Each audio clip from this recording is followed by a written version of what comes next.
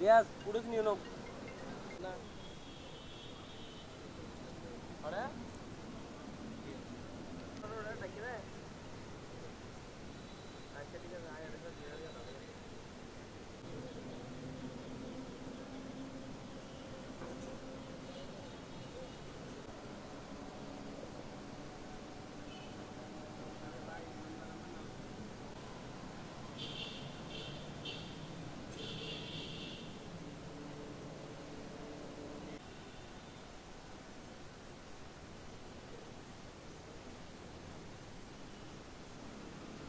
আমি এক বছরে যে পরিসংখ্যানটা বললাম, এক বছরে টেকনাফের পাহাড় কেন্দ্রে 192 জনকে অপহরণ করা হয়েছে, মুক্তিপণ আদায়ে তারা ফিরেছেন, অনেককে নির্যাতন করা হয়েছে, অনেকে হত্যা করা হয়েছে।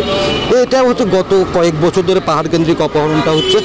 এখন এই পর্যায়ে এসে টেকনাফের 3টা ইউনিয়ন, বিশেষ করে বাহাগছড়া, নীলা এবং হয়কম ইউনিয়নের মানুষগুলো চরম আতঙ্ক, যে কোনো মুহূর্তে যে কোনো কেউ অপহরণ শিকার হতে পারে। এই আতঙ্কের মধ্যে আসলে থাকা যায় না। একজন সচেতন মানুষ হিসেবে, টেকনাফের বাসিন্দা হিসেবে আমি মনে করছি এখানে সেনাবাহিনীর নেতৃত্বে বিশেষ অভিযান চলবে, কেননা সেখানে পুলিশ এবং র্যাব যে অভিযানগুলি চালাচ্ছেন, পাহাড়ে অভিযানের মতো দুর্গম এলাকায় পর্যাপ্ত জনবল তাদের কাছে নেই, তারা স্বীকারও করেছেন এটা।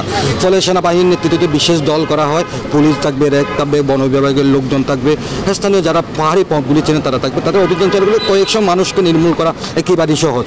আর এটার মাধ্যমে কিন্তু অপহরণ বন্ধ হয়, আতঙ্কে থাকা যাবে না। অবস্থান কর্মসূচি পালন করলাম, স্মারকলিপি প্রদান করা হচ্ছে। আমরা খুব দ্রুত সময়ের মধ্যে আরও অন্যান্য কর্মসূচি দিতে পারি। আমরা চাই সেনাবাহিনীর নেতৃত্বে অভিযান হোক, অপহরণ বন্ধ হোক। টেকনাফের অপহরণ চক্রে বেশিরভাগ রোহিঙ্গা, মূলত সশস্ত্র যে গ্রুপগুলি আছে সেগুলি রোহিঙ্গা।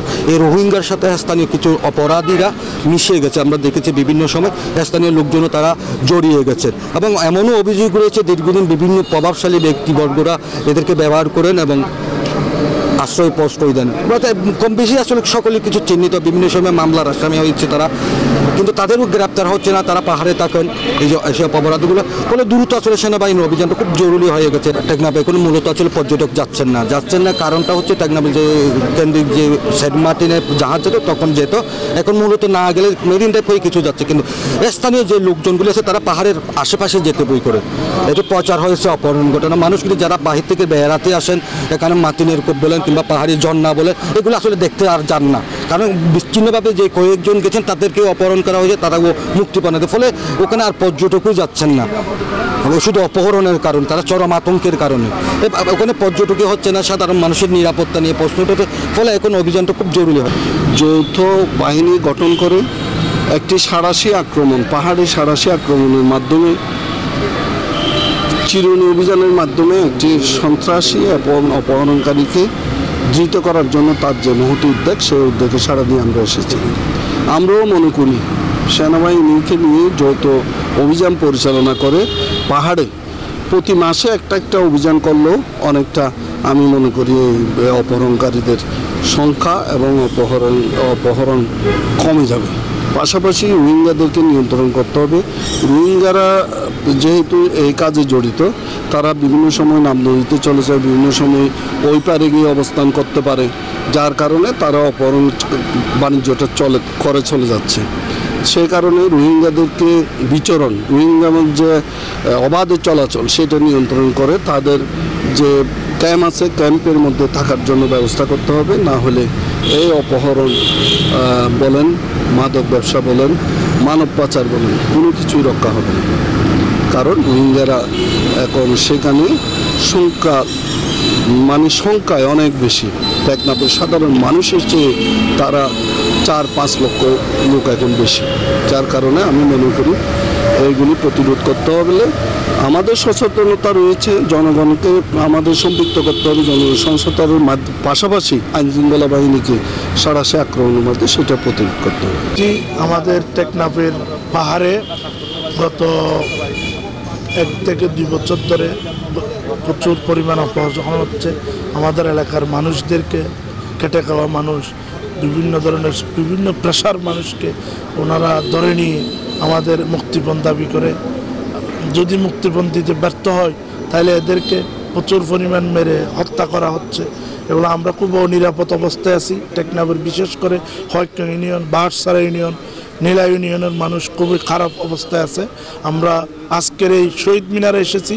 আমাদের আইনশৃঙ্খলা বাহিনী, বিশেষ করে সেনাবাহিনী, কার্যকর উদ্যোগ নেওয়ার জন্য আমরা এখানে এসেছি। আমরা আজকে বলবো, আজকে আমাদের এখানে যারা এসেছি, আমরা প্রধান উপদেষ্টা মহোদয় এবং সেনাবাহিনী প্রধানের কার্যকর ভূমিকা প্রত্যাশা করি আপনাদের মাধ্যমে। আগামী দিনে যদি এই পাহাড়কে নিরাপদ করা না হয়, তাহলে টেকনাফের মানুষ একেবারে অনিরাপদ হয়ে যাবে। সেই বইয়ে আপনারা শহীদ মিনারে এসেছি। আগামী প্রশাসনের ভাইদের আমরা অনুরোধ করব অতি শীঘ্রই কার্যকর উদ্যোগ নেওয়ার জন্য। যদি এই কার্যকর উদ্যোগ না নেওয়া হয়, পাহাড়কে নিরাপদ করার জন্য যদি কোনো উদ্যোগ না হয়, তাহলে আমাদের খুবই খারাপ পরিস্থিতি হবে। সেই আশঙ্কার থেকে আমরা আপনাদের শহীদ মিনারে এসেছি। কক্সবাজার জেলায় যে অপহরণের কিছু ঘটনা ঘটেছে, আমরা সেগুলো সম্বন্ধে ওয়াকিবহাল আছি এবং আপনারা দেখেছেন আইনশৃঙ্খলা বাহিনীর তৎপরতায় সেই বিষয়ে কার্যক্রম নেওয়া হয়েছে। আমরা আশ্বস্ত করতে চাই যে এই ধরনের অপহরণ বা যে কোনো অপরাধের বিরুদ্ধেই কক্সবাজার জেলা প্রশাসন এবং আইনশৃঙ্খলা বাহিনী যথাযথ পদক্ষেপ নেবে।